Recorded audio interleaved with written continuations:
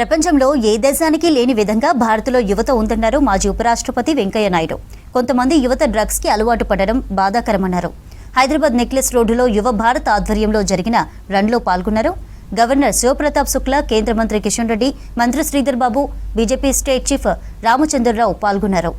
యువ భారత్ రన్లో భాగంగా 5K, 2K, 500 మీటర్ల రన్లో పాల్గొన్నారు 12,000 మంది రన్నర్లు. డిపిఎస్ పల్లవి ग्रुप विद्या संस्थल आध्वर्यंलो कार्यक्रम जरिगिंदे. आज युवा भारत रन जैसे प्रेरणादायी आयोजन में उपस्थित होकर के मैं अत्यंत गौरव और हर्ष का अनुभव कर रहा हूं। मैं इस उत्कृष्ट पहल के लिए यशस्वी मलका जी, आयोजन टीम तथा संस्थानों का हृदय से आभार व्यक्त करता हूं। यह आयोजन न केवल दौड़ बल्कि जागरूकता, चेतना और सकारात्मकता परिवर्तन का सशक्त जन आंदोलन है जो समाज को जोड़ता है। आज का भारत युवा भारत है। इसमें अपार ऊर्जा, असीम संभावनाएं और अद्वितीय प्रतिभा का अनुपम संगम विद्यमान है। यह शक्ति तभी सार्थक होती है जब उसमें अनुशासन, दृढ़ संकल्प और चरित्र की पवित्रता का समावेश होता है। खेल और शारीरिक सक्रियता केवल स्वास्थ्य नहीं बल्कि व्यक्तित्व निर्माण, आत्मविश्वास, धैर्य और टीम भावना का आधार है। ऐसे आयोजन समाज को सशक्त, संगठित और जागरूक बनाने में महत्वपूर्ण भूमिका निभाते हैं तथा सकारात्मक ऊर्जा का संचार करते हैं। మన స్వతంత్రం వచ్చినప్పటికీ సగటు భారతీయుడి వయసు కేవలం 32 ఏళ్ళు. అప్పట్లో శిశుపానాల సంఖ్య ఎక్కువగా ఉండేది, ఎందుకంటే పోషకాహారం లేని, అలాగే అంటువ్యాధులు ఇస్తున్న వల్ల ఆయుర్దాయం తక్కువగా ఉండేది. నేడు సగటు ఆయుర్దాయం, భారతదేశం యొక్క సగటు ఆయుర్దాయం అవుతుందో 70 సంవత్సరాలు.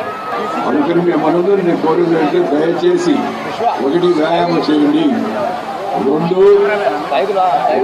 మంచి భోజనం చేయండి. మంచిదంటే పౌష్టికరమైనటువంటి భోజనం చేయండి.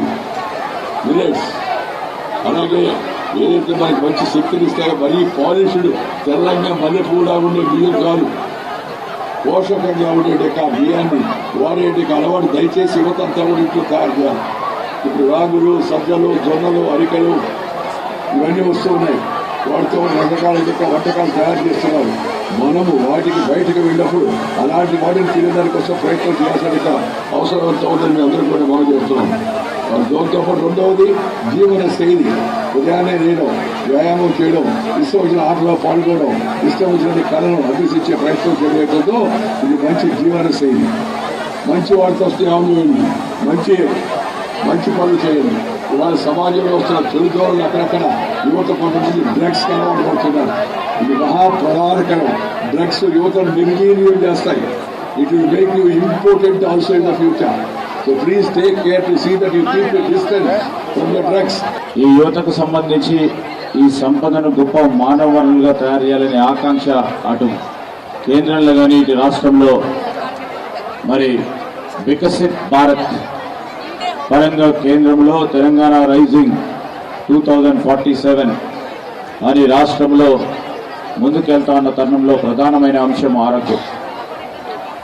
ఈ ఆరోగ్యంకి సంబంధించిన అనేక అంశాల విషయంలో మళ్ళొకసారి గౌరవించకుండా పెద్దలు వెంకయ్య నాయుడు అనేక విషయాలు చెప్పారు.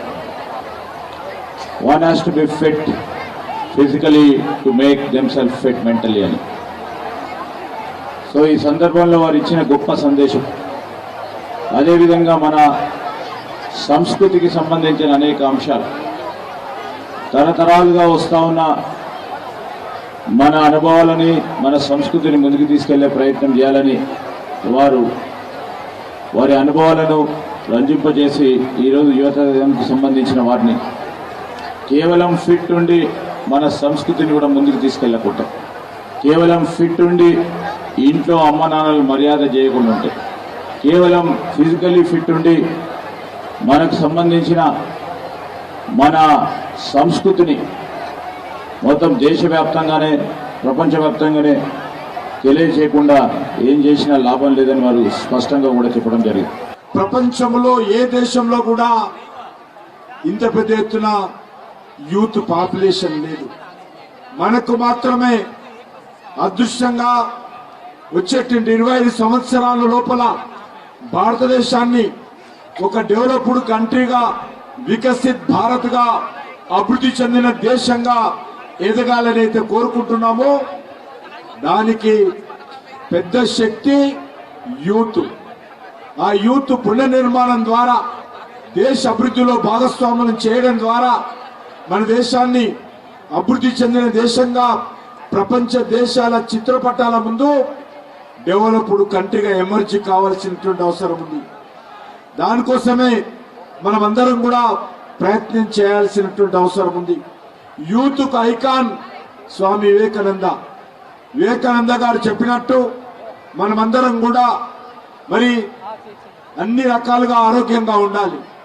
ఉక్కు నరాలు, ఇనుప కండరాలతో కలిగినటువంటి యూత్ ఈ దేశాన్ని అభివృద్ధి చేయాలని చెప్పి స్వామి వివేకానంద చెప్పారు. వారు చెప్పినట్టు మనం కూడా మన ఫిట్నెస్ కాపాడుకోవాలి, మనం ఆరోగ్యంగా ఉండాలి. మనం ఆరోగ్యంగా ఉన్నప్పుడే young India, health India, fit India కూడా మనం ముందుకెళ్తాము.